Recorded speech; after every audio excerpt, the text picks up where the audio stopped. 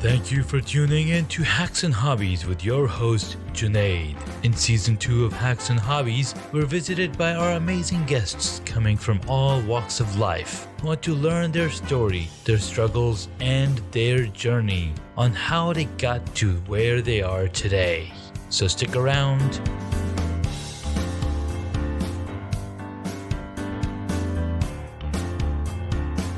In this episode, I get to speak with Tom Malloy.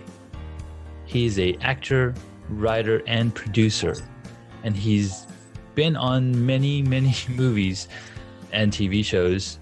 And I had the opportunity to attend his workshop at the VIP Film and TV Summit here in Northern Virginia. And I learned a lot of amazing things about the movie business, especially from the production side of things. Now, being in so many different hobbies, I had very little experience into what it all takes, and just having produced one short film last month for a Make a Month movie project, this was like right in line to this couldn't have been a better time than meeting and attending something that goes into production. And I had the opportunity to attend the workshop, and I got to talk to Tom, and I was like, hey, I would love to bring you on and talk more about you and how you got into this business. So thank you so much, Tom. Thank you for having me. Happy to be here. Definitely. Awesome. So I'm not sure how aware of Tom Malloy my audience might be. So let's just do a little bit of rundown of who Tom Malloy is and what he's doing on this earth. Well, I mean, it's I started as an actor, and the kind of quick story is that but I always wanted to be since I was young. I mean, in fourth grade, I was the lead male role in Peter Pan. Peter Pan was a girl. I was Captain Hook. So it always has been a dream of mine. And the first big role was an independent film we shot on the streets of Brooklyn called Gravesend back in 1998. Yeah. And we'd go up to a street corner, there'd be a gang of thugs there, and we'd be like, you guys want to shoot a fight scene? They'd be like, yeah, and big fights would break out, and but we improvised the whole movie, and when it was done, we got Oliver Stone to put his name on it, and I was probably the second or third biggest role in the movie, and it was in theaters. I thought, well, I'm never going to have to work outside of the movie business there. I thought I would just go to the mailbox and there'd just be scripts there, and offers, and but it kind of didn't happen that way. I just learned every other aspect of the movie business. I really focused on listening and learning, and making a long story short, I've starred in a bunch of movies. Love and Dancing with Amy Smart, Betty White, The Alphabet Killer with Eliza Dushku and Carrie Elways, Tim Hutton. And I've just produced my 15th film. And wow. Yeah, and as far as writing goes, I'm in the Writers Guild. I've written 30-something screenplays, and I've option sold or made into movies 24 of those screenplays. So nice, beautiful. I also own a company that sells movies called Glasshouse Distribution. So I couldn't be more involved in the movie business if I tried, unless I started my own catering business or something like that. Other than that, I've covered every aspect of movies. So yeah, that is really cool because. So growing up, I didn't have that much say into watching movies because we grew up back in the Saudis. Mm-hmm. The only TV access we had was from 5 to 10 p.m. A lot of TV. And we only had 2 channels. One was the English one, and the other one was in Arabic language. So we just had access to very limited movies and whatnot. But as coming through the timeline, I got introduced to movies, and I was like, oh my God, this is super fascinating. This is so amazing. Let me learn a little bit more. And I never thought to go to film school. I was like, I'm just going to figure this all out on my own. Mm-hmm. Just stumbling across through different technology because passion for technology. So that was really cool. Yeah.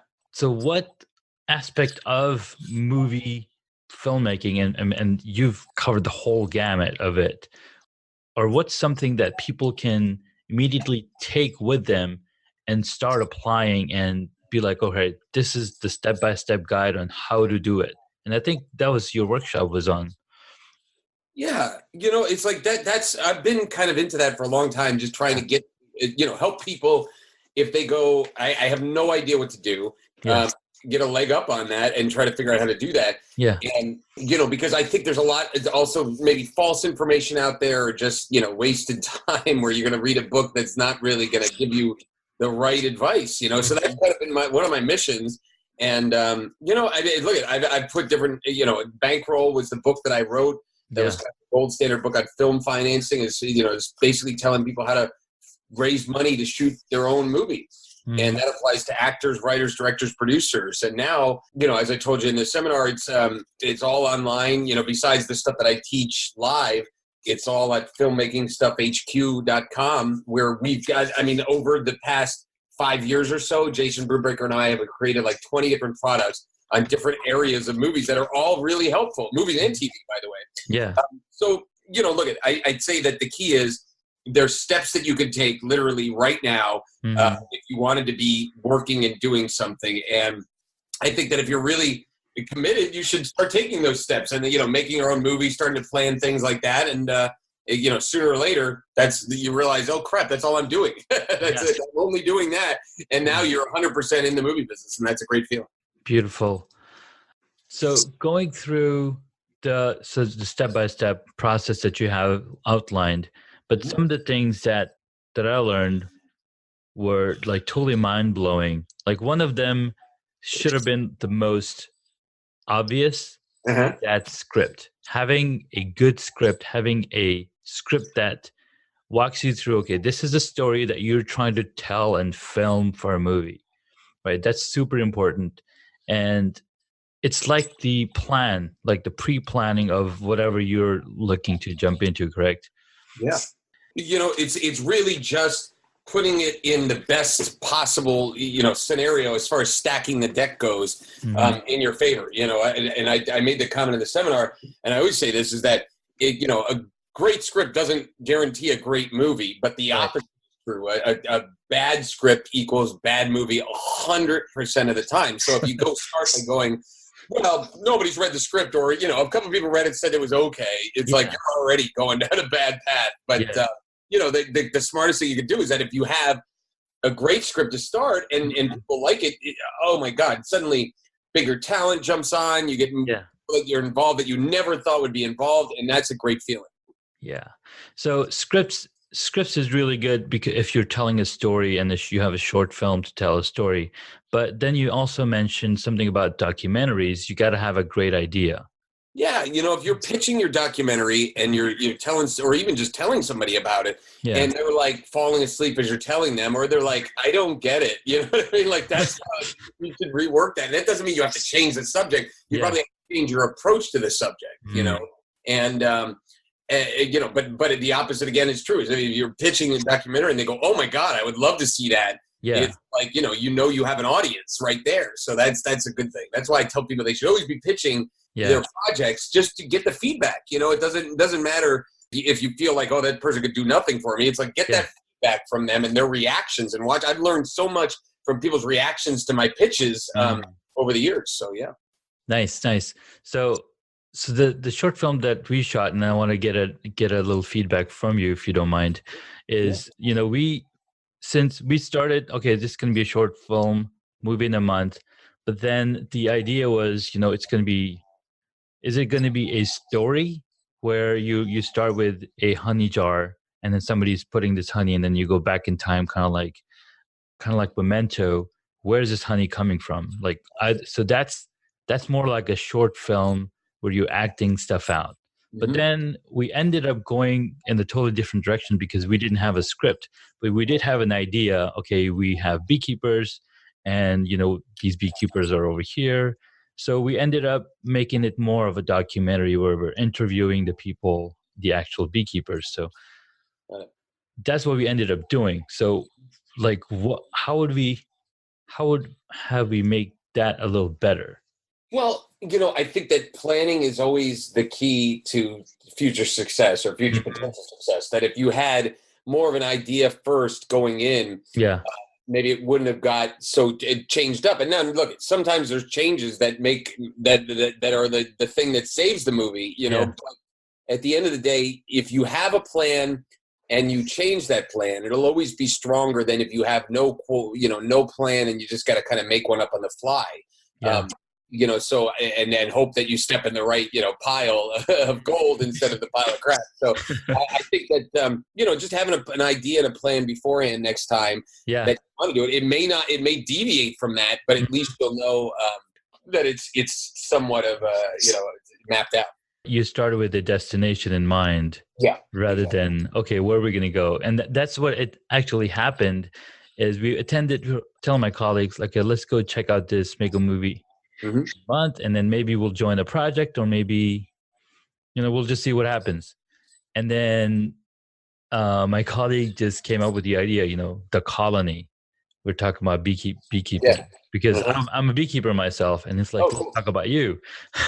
Yeah. Right. So I had experience from a beekeeper's perspective, and I was like, I love filmmaking. This is a perfect cross section of the two. So we ended up making it more of a, like, it all came out of nowhere, and then now hopefully we can make more plans and more concrete ideas around, okay, what beekeeping is. And that's what we ended up trying to promote and trying to talk about in the short film. So let's see what happens. I mean, we were hoping to make it more of a long form documentary where we visit other beekeepers all around the DMV area, because there's a ton of them.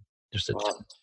Well, look at it, anything. Look at it. There's a way to make that process work. Where the limitations sometimes are time and money. But when you're kind of discovering something, sometimes it could be interesting. Where you're going, all right, what do we have here? We're going to put together, and you kind of see it. So there's no right, like where this is the only way you have to make art. I just, there's other ways that'll probably be less, time consuming and less money out of pocket and a little bit more focused. But there could be something where you look at it and you go, all right, what do we have? And then you start gathering more beekeeper interviews or whatever the section is, and you start putting it on. You go, all right, now we're starting to make something really cool here. But it's assembling it in a different way, but it doesn't mean an impossible way. Doesn't mean that. No, that totally makes sense, because that's what we ended up thinking about. It's like, okay, let's just grab more and more footage, go to the different places that people gather and sell honey or whatever. Yeah. Then we'll start seeing a pattern, start seeing the story of the beekeeping, the colony.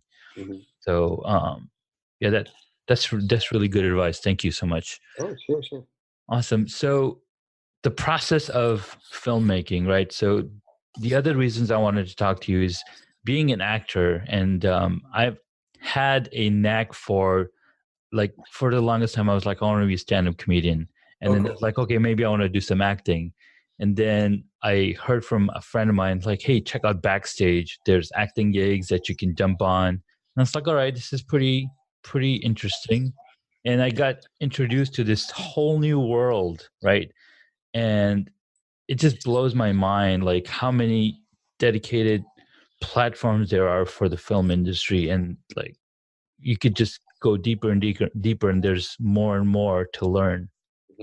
Well, yeah. I mean, it's like there's a lot of actors out there, and I always try to say to an actor, the way to set yourself apart is to make your own stuff, and not just wait for the phone to ring or whatever.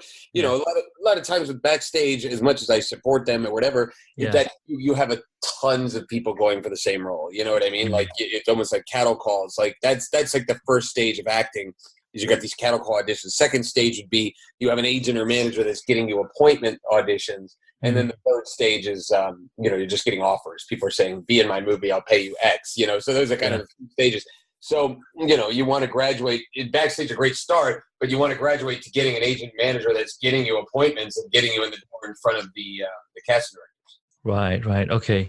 And to be an actor, do you need to go to school? Because some of the acting classes that I took or watched through online were through masterclass.com, and there's a few classes being taught on acting by, I think there's one by Kevin Spacey, there's one by Nicole Kidman, I think, but there's a ton of information out there. Yeah. What's a proper way to like get into that, or do you just jump in front of a camera and start acting? Well, some people have a knack for it. I'll say that. Like training can always help. No matter what, if you're great, it's just like being a boxer or something or anything else. You have to get in the ring and actually punch people. You may have a knack for it. You may be speedy with your head and your punches, or whatever. That's great. It's like, but you still need the training. So there's a lot of schools out there that teach acting and things, and you have to be wary. I'm not a big fan of acting school. I'm a big fan of private lessons with personal acting coaches if they're qualified and they have a resume. But at the end of the day, the way to get better at movie acting is just to keep movie acting. It's almost like learning to swim on a chalkboard. You have to jump. You have to jump in the pool. You can learn everything about swimming on the chalkboard, but you got to get in the water. And getting in the water is being in a movie. Really, really good analogy. That's so true. You have to be doing something. Like, for example, Malcolm Gladwell or Seth Godin say, if you don't have enough bad writing, how are you ever going to have some good writing? So you got to get out and do that bad acting. Totally. I just said that, there was a Michael Caine book, and I'm a huge fan, by the way, of his book, Acting in Film. It's just for any of the actors that, are out there, it's a great inspirational book because it kind of takes it from the point of view of you've already made it. Like, here's how you want to act on set. Here's little tips. Here's what you want to do in your close-up. Like all these things that I still use a lot of his techniques. Yeah. But, he was saying the key to doing great work is to do a lot of work. You know what I mean? And then eventually one of them, people start to say, wow, this person's great. So yeah. Because then you're training your mind and like you said, to get good at anything at all, you got to be doing it. Like, for example, no wonder everybody in the world walks, right? Because you're not going to tell your little child of 1-year-old, you're never going to walk. Don't even try. Right. Exactly. It's accepted universally. All over the place. Don't bother. So that's really good. That's really good. Some of the other things that like totally inspired me were like watching a lot of TV show or being in close proximity of people acting. Does that do anything? Because I'm sure that inspires you to do that more. 100%. I'll say a little story is that years ago, and you're going back like, 15 years or so, this was when I think Gravesend had already come out, so I'd already done some stuff there, but I wanted to see how the biggest stars and the biggest directors worked and how their process was and, kind of, and just observe that. And so what I did is I started taking extra work, background work, and you could do it through the union, and then there's even ways to do it without even being in the union. But, so I was in the background of a bunch of big movies, and it's funny, you go to these things, the background of the movie, and all these actors are like wannabes that just try to get on camera somehow. And I did not want to get on camera. Personally, I'm like, I don't even see me as a background. I'm a lead in a movie, and so that's what I would say. So, but I took the time to watch everybody. I remember analyze that with Robert De Niro. Yeah. And like I was 2 feet away from him, like for pretty much the whole day. Yeah. And, because he was reacting to me in the scene, and I'm just watching his performance, watching the director, watching the other stars, and it was like, okay, I get this. And so that's what I would say. Do background work for observation only. When they ask people to volunteer to be on camera, all these hands would go up, and I'd be kind of hiding in the back because I'm like, no way, I don't want to be seen anyway. And so that's how I did it. And I mean, there's ones where I worked in background or, had 1 or 2 lines or something like that, and then ended up working and having bigger roles. I mean, a perfect example, I did a 3-line role on a TV show called Kidnapped, that Tim Hutton was one of the leads on the entire show. And then eventually, cutting forward some years later, he was in my movie Alphabet Killer, and I had a bigger role than he did. So that was like, kind of fun. But yeah. That's beautiful. Yeah. That's so beautiful. So one thing that you had mentioned earlier was make your own stuff. Yeah. And one of the things that reminded me of was the story of Kevin Hart and how like he came out of nowhere, right? Yeah. And, reading his book, and he was like, I was told to be a stand-up comedian because I'd make all these jokes. and he became a stand-up comedian after working super hard, and then he got a role in a movie, but then he had to wait for like 6 months or 8 months for his TV show to pick up. Mhm. And I was like, I am not doing this. This is not Hollywood for me. So he went back on the road and he's like, I'm just going to do my shows, do my shows and do my shows. Yeah. And he built up his audience. He built up his following so much that now Hollywood goes after him and like, hey, please be in our movie. Yeah. Well, he's a perfect example of somebody, that worked his butt off and branded himself. So by the time he was, getting noticed and he was in movies, it was like he had a brand. Kevin Hart was a brand, and he was super popular and super famous.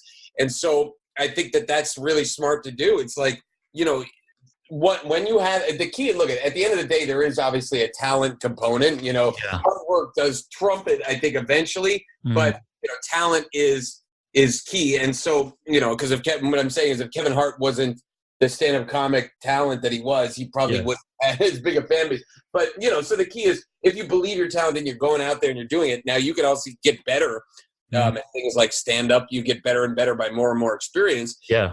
And then sooner or later, you're building a brand, you're building a fan base. And now it's like, that's when Hollywood calls, because you're bringing them value. You're bringing them eyeball. So, Yes, that's so true and powerful. So covered a little bit about building your own, where to go with acting. Mhm. Now, from the production side of things, right, and getting funding for your movie and figuring out those little steps, like you've got the filmmaking stuff, hq.com, and there's a ton of awesome stuff that I saw on there, and I can't wait to go through everything and learn everything that I can.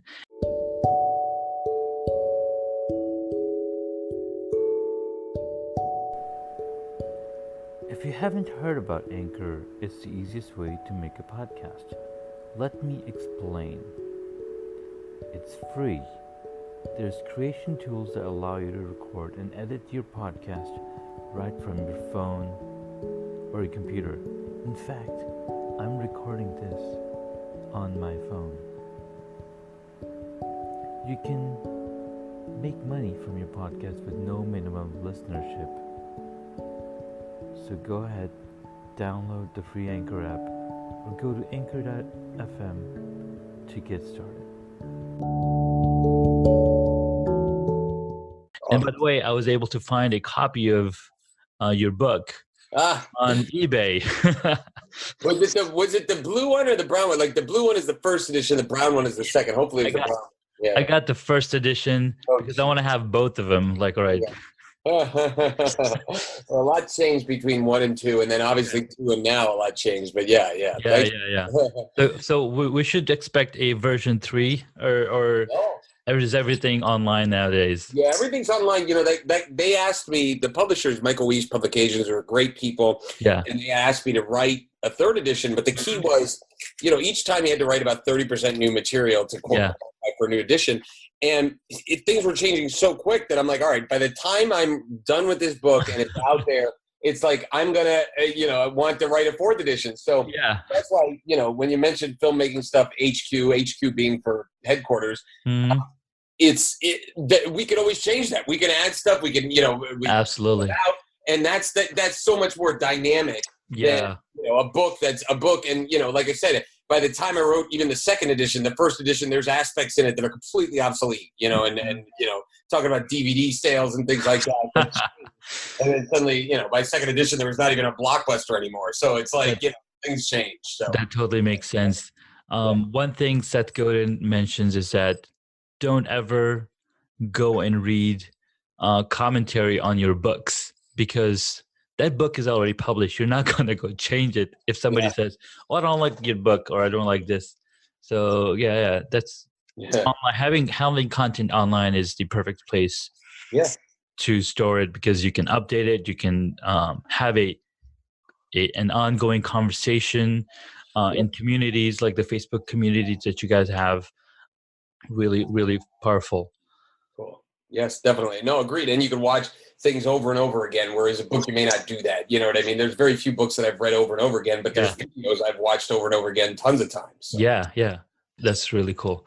All right. One question that I have. So you've been in the industry for over 2 decades. Yeah. How has the mentality changed of, from starting out to now change in the industry itself? Like, where has the mentality gone from what it was 20 years ago to now?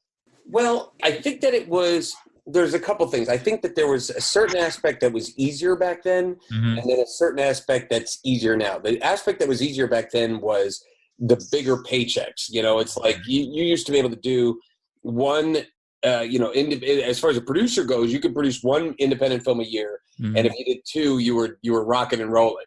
Wow. And as an actor, if you did 1, 2, 3 films a year, you were, making money hand over foot. So those things were easier because there was DVDs and there was a physical product to pack and ship, like actually people would buy things. Yeah. But now that's gone. It's all on the cloud and it's all VOD. So the profits are not there anymore. You have to, a lot of, people are either out of the industry or doing diversified things like myself with the distribution company, all the other stuff. But what's cool about it from an actor perspective is that there are so many more places now that, you could become Instagram famous, you could become YouTube famous, but there's also, the Ion network and Crackle and all these other networks now versus 20 years ago, there weren't that many, and I mean, going back 30 years, there was maybe 5, and now it's like everywhere there's a new station opening up, the new, outlet for content. So there's more opportunities today to get out there and get in front of people, but the money is not what it was. But maybe I think that it's the shift of you're going to make less off of more in more things instead of more off of less. Very, very true. So going over some of the notes that I took at your workshop, I don't remember if this was brought up at all, but we were talking a lot about preparing, right? Making sure you have a good script, making sure that you've prepped it really good, making sure you don't have any insane asks in there and, the liabilities, blah, blah, blah. What are your thoughts on the crowdfunding platforms? Because I've been a backer on several short films or several feature films on Kickstarter and Indiegogo. What are your thoughts on that, and how is that helping the movie industry? I think that it's great for a lot of people that are using it, and I think I applaud you for being a backer on some of the projects. Look, I didn't embrace it like other people did, because initially it was like you had to put all this work in, and you did it for 45 days, 60 days or whatever, and you raise $30,000, and that would be a successful raise on a crowdfunding. To me, it's like I'd rather spend that time working on an investor for double that amount, and pitching them and doing all the things that I normally do. So to me, the effort wasn't there. The other thing that I disliked about it was, I mean, I get asked to pitch in for movies all the time. It's that they're asking family and friends for money, and it's like the first thing they're doing is they're reaching out to their aunts and uncles and all that stuff. And it's like, it's not really not fair. And it kind of puts them on the spot. You know what I mean? It almost be like, imagine being at a wedding and just being like, hey, I know that, your daughter just got married, but hey, could you give me $10 for my thing? It's like, so there's that aspect of it that I wouldn't want to do. It's like my friends and family, I'm not going to beg them for money. So those two things I don't really like. What I think that's positive about it, and one of my old producing mentors, I was embracing it, and I thought, oh, that's strange. And she told me it's good marketing. She didn't even care about the money raising from Kickstarter. She was caring about the eyeballs that she got involved in the story of the movie early on. There's people that she could go and they could be mouthpieces for her later on when the movie is made. So I think that there's an aspect of it like that that's super helpful, but it's not necessarily my thing. Let's put it that way. No, that's a really good point, because especially after you going through the process of defining, like writing the Bankroll book and defining, okay, this is how you get funding. Like literally before Kickstarter even existed.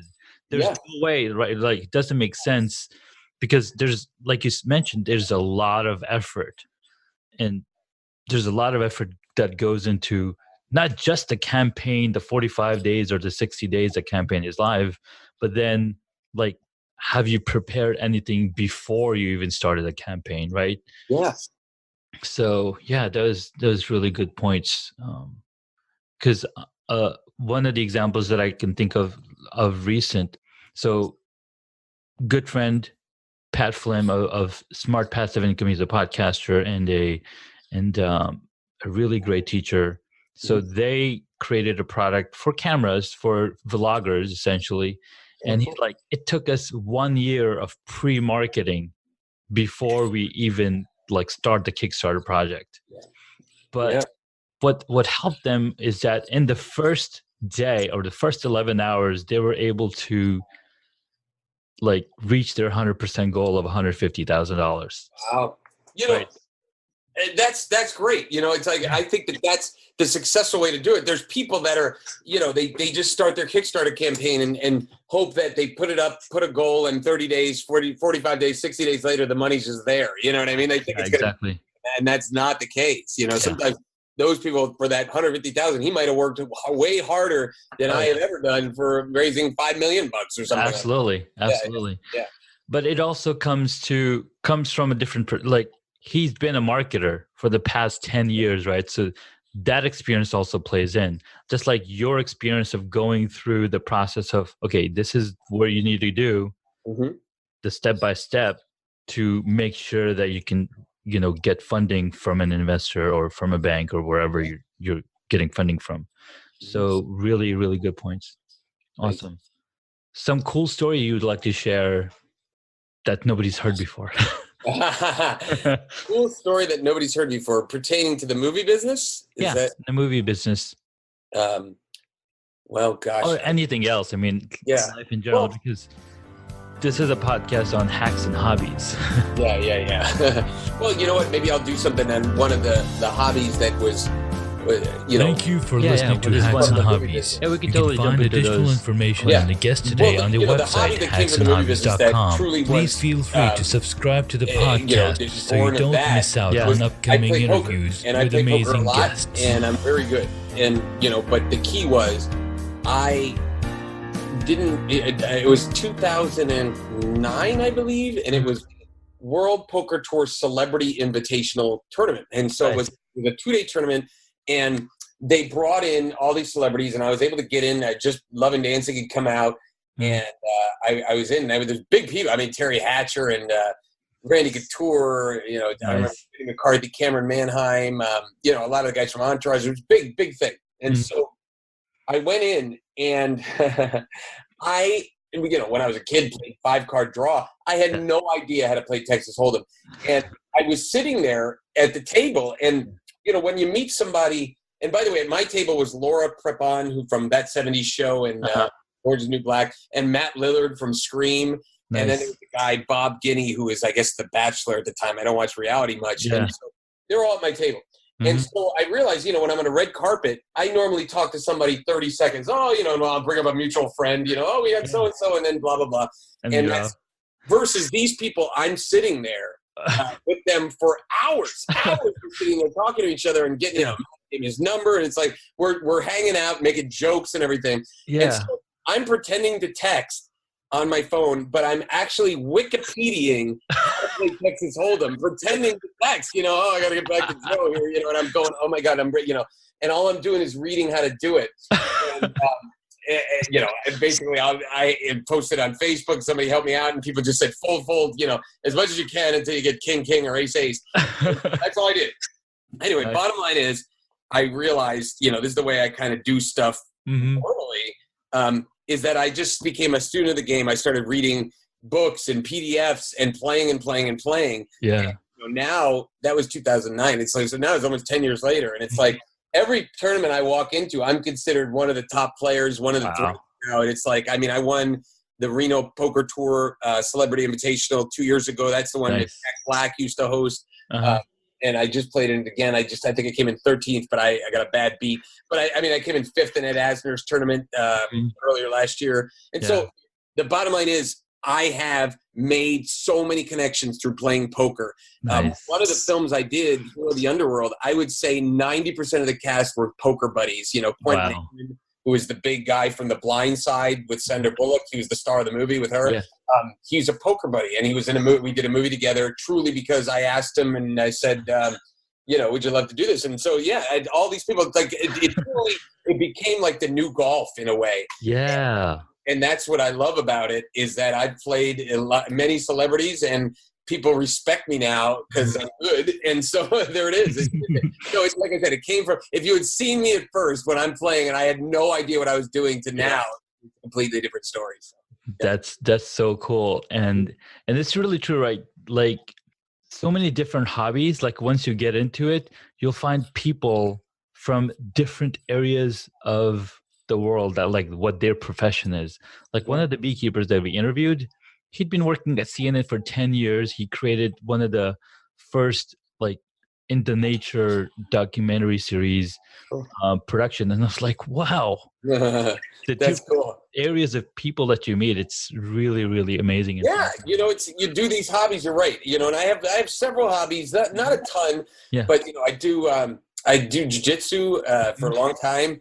And, I've met many people, celebrities through there, and I was training in Beverly Hills with Higa Machado. It's like, I remember wrestling with Ashton Kutcher, Higan always has celebrities training there, and it's like that was cool. And it's just a hobby. When you're totally right. When you have a hobby that's unique, like beekeeping or something like that, you find out, oh, so-and-so likes to do beekeeping, and, exactly. likes jiu-jitsu or poker. Yeah. And that's fun. And you end up having a common ground with that person. Yeah. Really awesome. So to our questions, what would be the one hobby that we should get into? And I think we talked about it. I think poker. I mean, as far as helping your career as an actor, I definitely think it's poker, because you go in and you say, well, maybe you get famous enough to be invited to these tournaments, and then you go in, you're like, oh, I don't really know how to play. You get much less respect. Even the celebrities, like people want the good players, and those are the ones that get respect. So it took a while, but once I got good enough to people said, oh, don't mess with him. That was a much better feeling, and I got a whole new level of respect there. So really, really cool. Yeah. All right, so you come from the movie industry and the TV. Mm-hmm. What would be your favorite movie or TV show? Well, they're different for each. I mean, in movies, I have personal favorites like, I love a lot of old movies. I love Casablanca. I love On the Waterfront because I'm a huge Marlon Brando fan. And actually, his last name is Malloy in that movie. Oh, wow. Yeah, Terry Malloy. So I love old movies, and those I just named two of my favorites. Mm-hmm. TV is different. Of course, I love the great shows like The Wire and Breaking Bad, but I really am I was a huge fan for years of The Simpsons, being able to quote any episode and just a high-level comedy. Yeah. Now it's like my favorite shows are still animation, still high-level comedy. Mm-hmm. I think the only comedy that I watch is not animation is It's Always Sunny in Philadelphia. But oh my God. Yeah, my favorite of the live action, but Rick and Morty. I used to love Archer, and that got a little weird. But Big Mouth, to me, I'd say Rick and Morty is probably my favorite show currently. But South Park still brings it every once in a while. So I love animation. I love animation comedy. So. Very, very cool. Yeah. Funny thing about the TV show you mentioned earlier. It's Always Sunny? Yes, Always Sunny in Philadelphia, right? Yeah.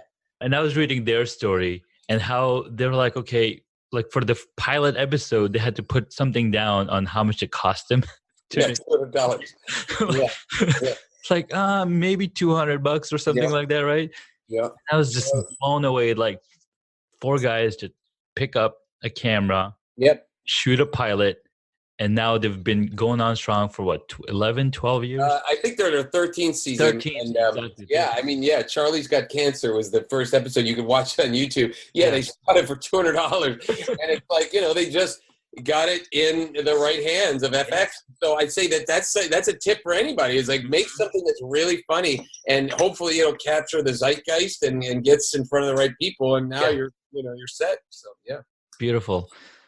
Next question. Who is your favorite superhero?